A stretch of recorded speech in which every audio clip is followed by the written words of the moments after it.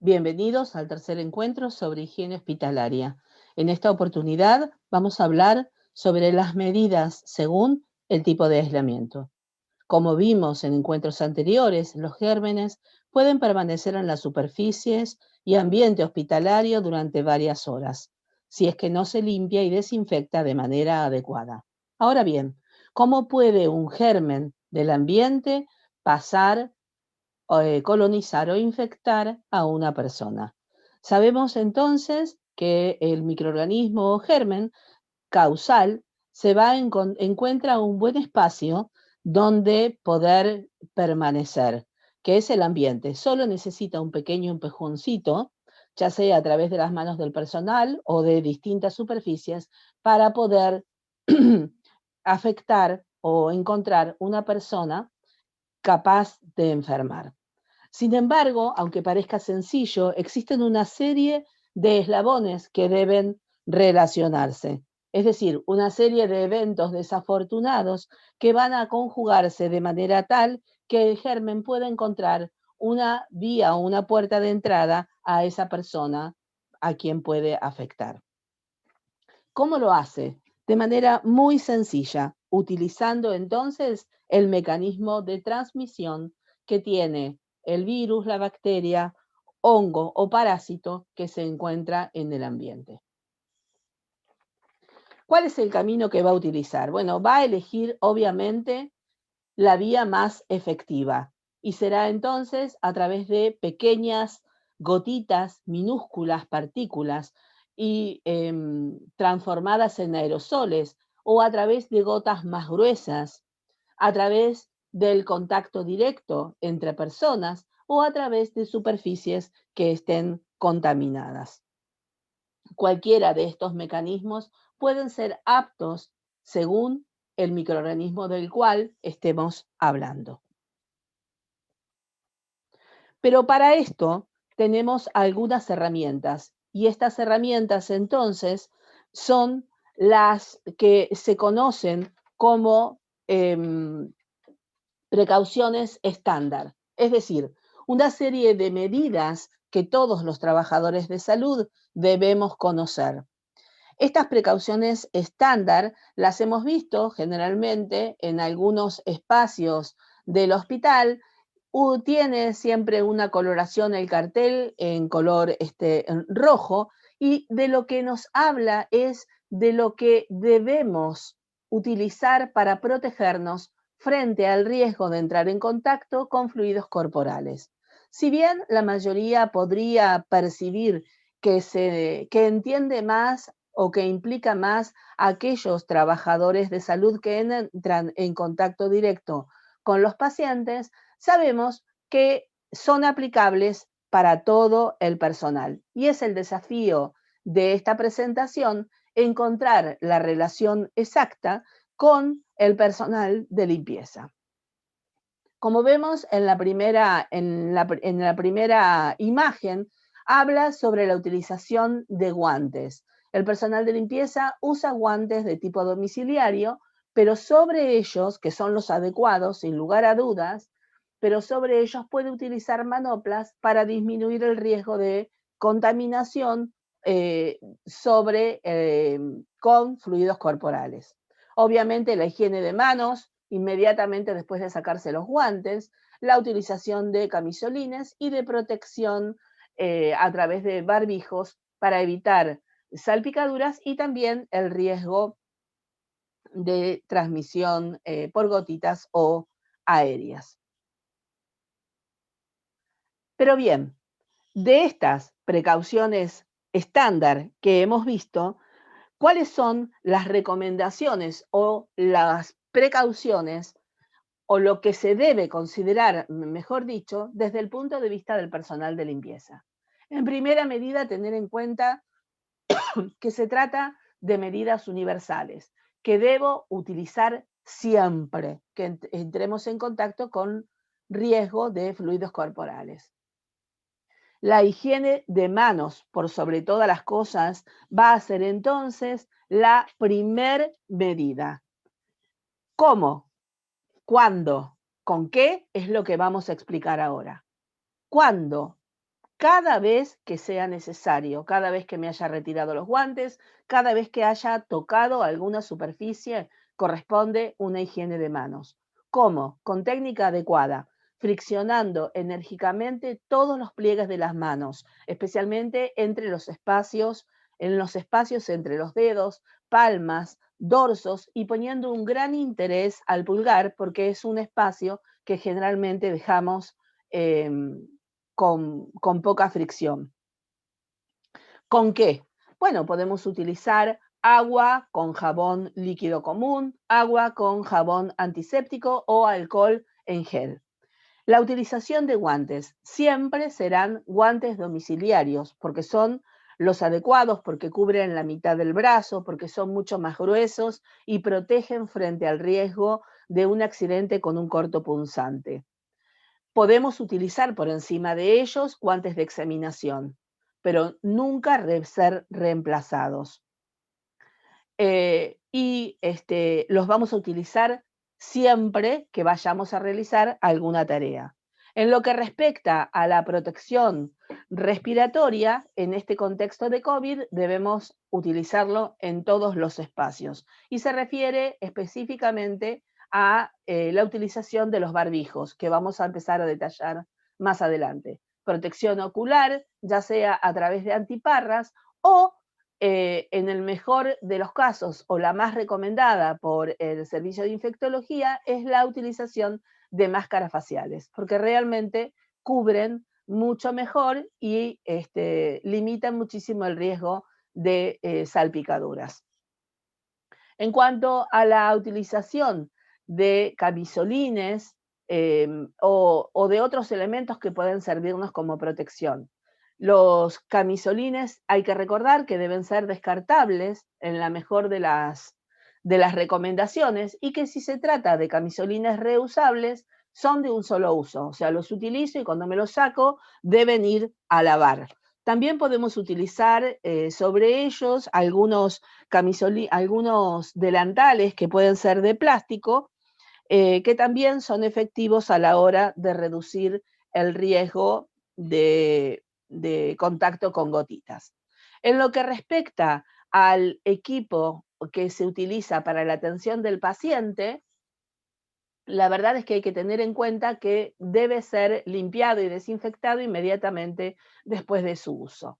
Con respecto a la ropa de cama o cubrecamillas, que son reutilizables, ni bien son sacados, o sea, una vez que ya fueron usados y se deben cambiar, deben ir a una bolsa o deben estar dentro de un contenedor, porque son elementos contaminados.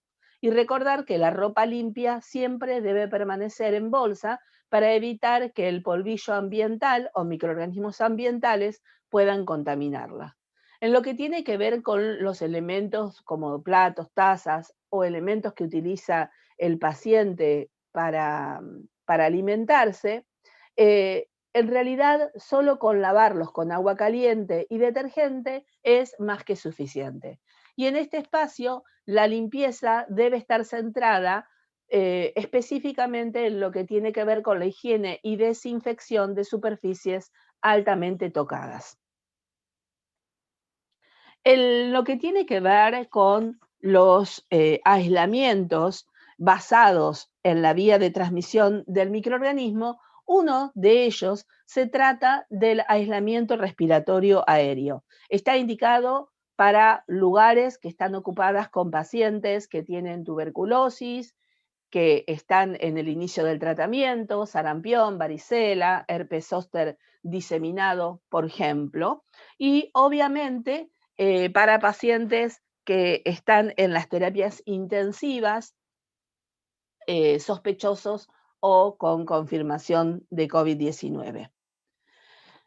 ¿Qué debemos tener en cuenta frente a este tipo de aislamiento? Primero, que el espacio donde esté el paciente, que ocupe el paciente, ya sea la habitación o una corte, donde todos los pacientes tienen la misma patología, debe tener la puerta cerrada. Esa puerta debe permanecer cerrada. Y la explicación está centrada en que El medio de transmisión son pequeñas gotitas, pequeñas partículas, tan chiquitas que quedan suspendidas en el ambiente y que pueden desplazarse a otros espacios solamente con una leve corriente de aire.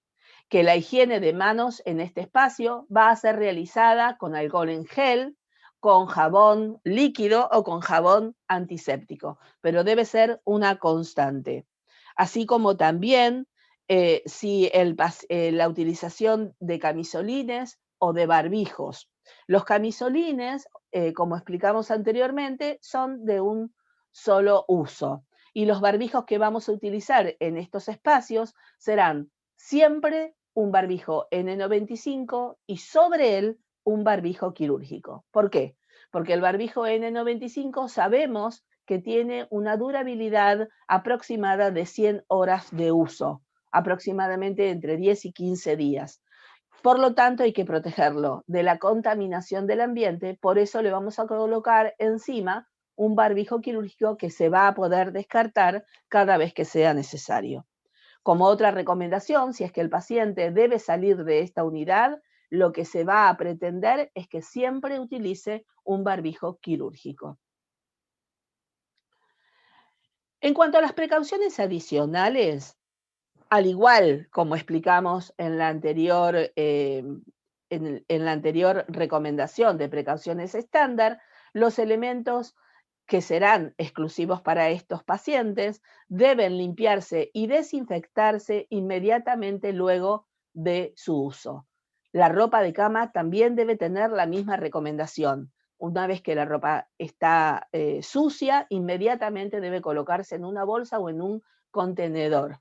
Lo mismo en lo que respecta con la vajilla que utilizamos con ese paciente.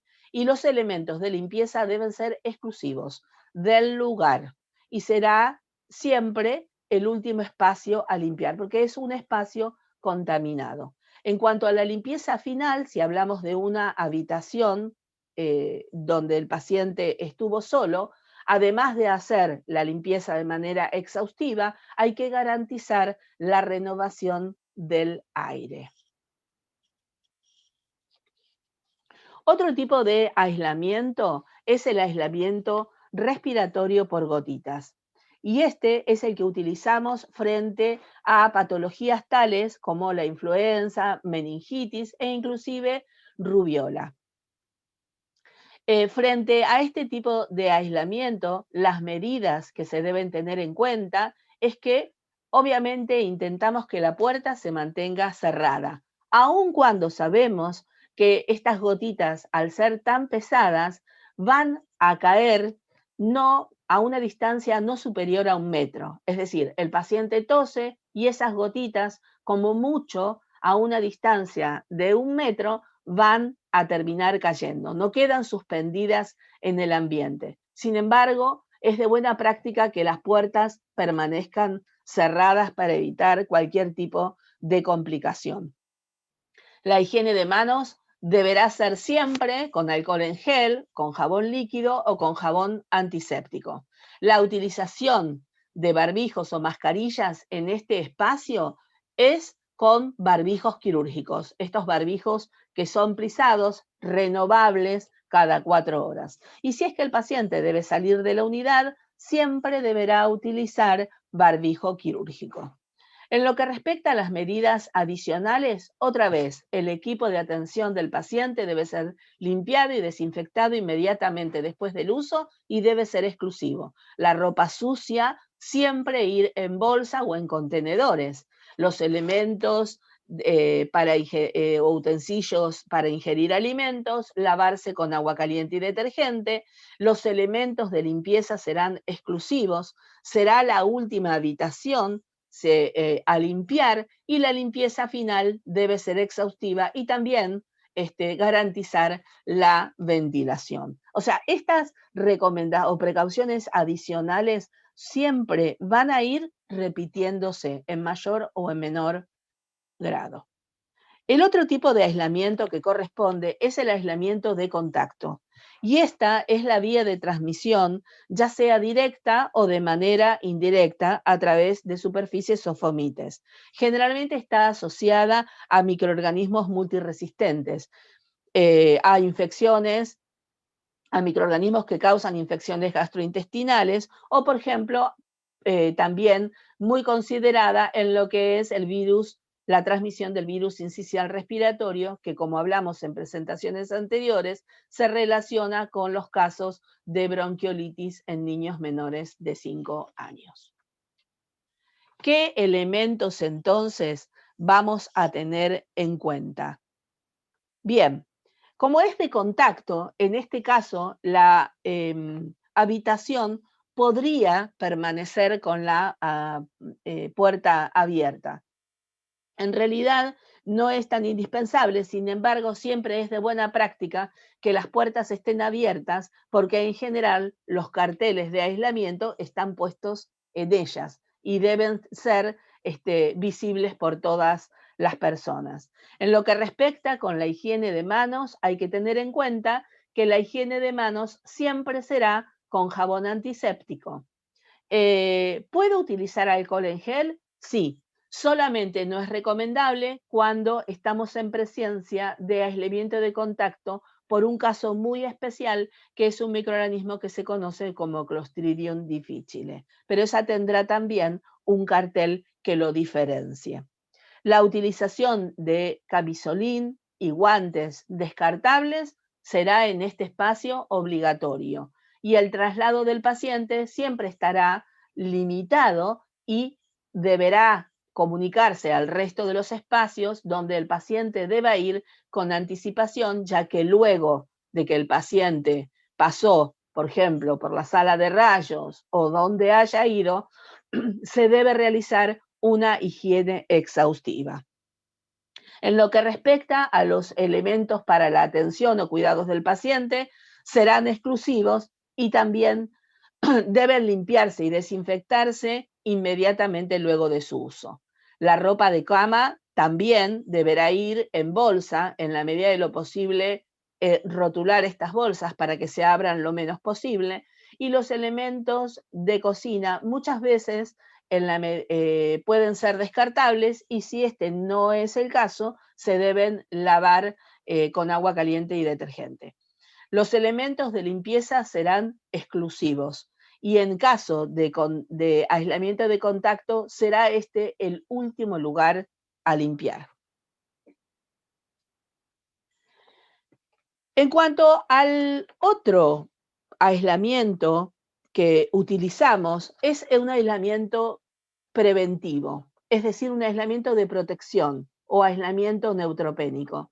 Este es el caso en que los pacientes tienen su sistema inmune debilitado y por lo tanto lo que hacemos es protegerlo de aquellos microorganismos que nosotros como trabajadores de salud podemos transportar y causarle un daño al paciente.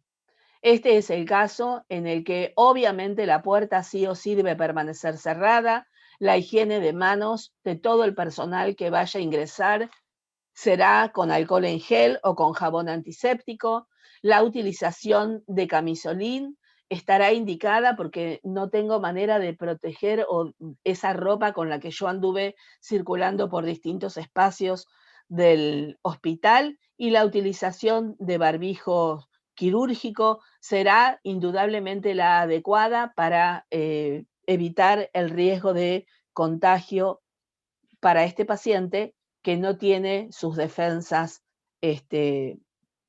activas o de manera adecuada. El paciente siempre se traslade a otro espacio, deberá estar cubierto con un barbijo quirúrgico para protegerse, los elementos serán exclusivos, también la limpieza y desinfección es determinante, la ropa sucia siempre irá a bolsa o contenedor, los elementos de vajilla en realidad se recomienda que sean descartables o que sean lavados y desinfectados de manera adecuada y siempre será la primera unidad que se limpie con elementos exclusivos, porque estamos protegiendo a este paciente de alguna medida o algún riesgo que pueda entrar en contacto con nosotros. En lo que tiene que ver frente a pacientes con sospecha o confirmación de COVID, aun cuando ya lo hayamos hablado, es importante recalcar que el espacio debe tener la puerta cerrada para evitar el desplazamiento de microorganismos, ¿no? De pequeñas gotitas o de pequeñas partículas. Que la higiene de manos debe hacerse siempre con alcohol en gel, con jabón en líquido, jabón antiséptico. No usar alcohol al 70 ni alcohol al 96 porque se evapora muy rápido. Que la utilización de barbijo siempre será de barbijo N95 y un quirúrgico encima, siempre, jamás hacerlo de otra manera. Utilizar máscara facial siempre, que los camisolines son de un solo uso, aun cuando los pueda lavar, sean reutilizables, me los pongo una vez e inmediatamente que me los saco deben ir a lavarse y lavarnos las manos luego del descarte. Que en la medida de lo posible el paciente debe tener limitado su traslado y si esto es así será o en la cabina de traslado o con la utilización siempre de barbijo quirúrgico. Los elementos de atención del paciente serán exclusivos para cada paciente y se deben limpiar y desinfectar después del uso. La ropa, insistimos, inmediatamente la ropa sucia, inmediatamente luego de retirada del lugar, debe embolsarse o colocarse en contenedores y que los elementos que utilice el paciente para alimentarse pueden ser descartables o serán tratados según el protocolo. En estos espacios también los elementos de limpieza deben ser exclusivos para el sector, no deben llevarse a otro espacio. La higiene y desinfección debe ser una vez por turno, prestando especial interés en aquellas superficies altamente tocadas. Y siempre será el último espacio a limpiar. Si es que el operador o la persona de limpieza limpia otras unidades. El equipo de protección, reiteramos, debe ser completo, debe tener barbijo N95, un barbijo quirúrgico sobre él, un camisolín, protección ocular, insistimos en la recomendación de la utilización de máscara facial porque es mucho más efectiva. El calzado impermeable, el personal de limpieza lo debe tener siempre porque corre el riesgo de humedecerse el calzado. Los guantes domiciliarios y sobre ellos, entonces, manoplas o guantes de examinación. Debe friccionar las superficies durante más de un minuto para que la limpieza sea realmente efectiva. Prestar atención a todas las superficies horizontales, ya que serán las más contaminadas. No rociar con ningún tipo de desinfectante directamente sobre la superficie, sino hacerlo sobre un paño húmedo y una vez que está bien humedecido, aplicar y dejar secar solo, porque es mientras que está secando es cuando actúa. Y tener en cuenta cuáles son los desinfectantes y la dilución de los desinfectantes que están recomendadas por el servicio de infectología. Vamos a utilizar este equipo de protección personal, que es el que está recomendado. Insistimos entonces, siempre que estemos en espacios con protección o con aislamiento respiratorio aéreo y, por supuesto, que estemos en unidades donde se atienden a pacientes con sospecha o confirmación de COVID, vamos a utilizar barbijos de alta eficacia N95 y sobre ellos un barbijo quirúrgico.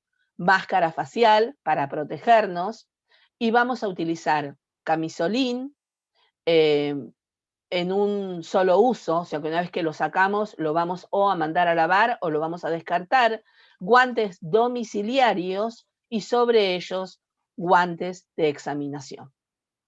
Muchas gracias.